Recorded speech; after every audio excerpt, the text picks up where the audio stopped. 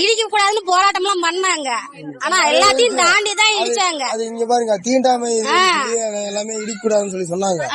ஆனா இது அதையும் மீறி எல்லாமே இடிச்சு கொடுத்தாரு. யாரு தெரியுமா? அவரு கம்யூனிஸ்ட் கட்சியில இருக்கிற சேட்டன் தான் வந்து எல்லாமே பண்ணி கொடுத்தாரு. உண்மையாலுமே அவரு தான் பண்ணி கொடுத்தாரு. இப்ப எல்லாம் 16 வருஷத்துக்கு முன்னாடியே பண்ணி கொடுத்தாரு. இதான்பா அந்த தீண்டாமை செவருன்னு சொல்லி அதை செவரு இடிக்கவும் அந்த பக்கம் இருக்கிற ஜனங்க அந்த பக்கம் இருக்கிற ஜனங்க எல்லாம் போவாரு. எல்லாம் ரோடா அத கொஞ்சம் யூஸா தான் இருக்குது. அது இடிச்சதுல ரொம்ப நல்லதுதான்.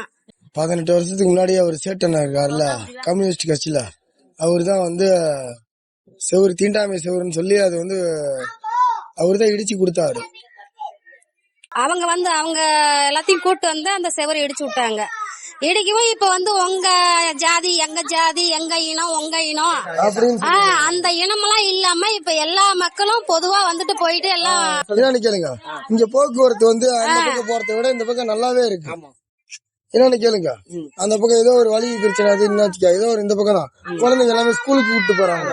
அதுதான் உண்மையான விஷயம். நிறைய பேர் குழந்தைங்க அங்க இருந்து மேல இருந்து வரவங்க எல்லாருமே இந்த பக்கம் தான் கூப்பிட்டு போறாங்க. ஏன்னு கேளுங்க, இது வந்து கொஞ்சம் சுலபமா இருக்கு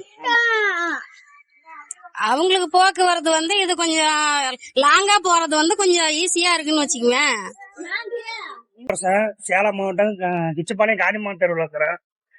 ஒரு 15 வருஷத்துக்கு முன்னாடி பாத்தீங்கன்னா வஉசி நகருக்கு எங்க நகருக்கும் ஒரு தீண்டாமை சுவர் இருந்துச்சு. அது யாருமே எந்த ஒரு ஸ்டெப் எடுத்துமே இடிக்கல. அது ஸ்டெப் எடுத்து இடிச்சது யாருன்னா கம்யூனிஸ்ட் கட்சிக்காரங்க தான்.